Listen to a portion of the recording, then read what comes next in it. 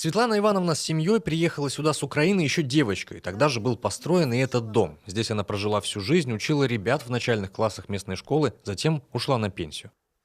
Там лес был, вместо тех домов был лес.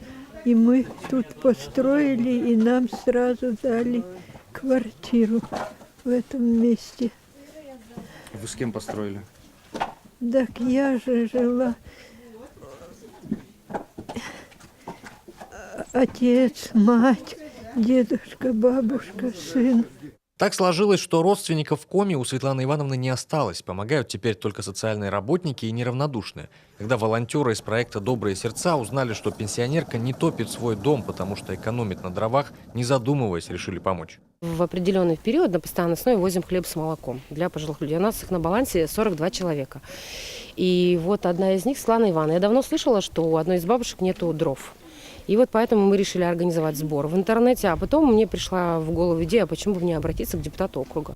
Депутат от Лесозаводского округа, спикер Госсовета Надежда Дорофеева помогла решить проблему с дровами, а уже собранных благотворителями денег хватило, чтобы купить рубероид и подлатать дровяник, который, оказывается, протекал. Вот так за пару часов решилось сразу две проблемы. Машина дров для одинокого человека стала и первой ласточкой в акции «Герои живут рядом». Суть проекта заключается в том, что речь идет не только об участниках Великой Отечественной войны, не только об тыловикам, не только блокадникам, но речь идет и о детях войны. Сегодня дети войны – это как раз вот такие, как житель Максаковки Светлана Ивановна, которой 80 лет. Те, которые одиноко проживающие, да и не обязательно. Собственно говоря, суть этого проекта заключается в том, что это не какая-то разовая акция.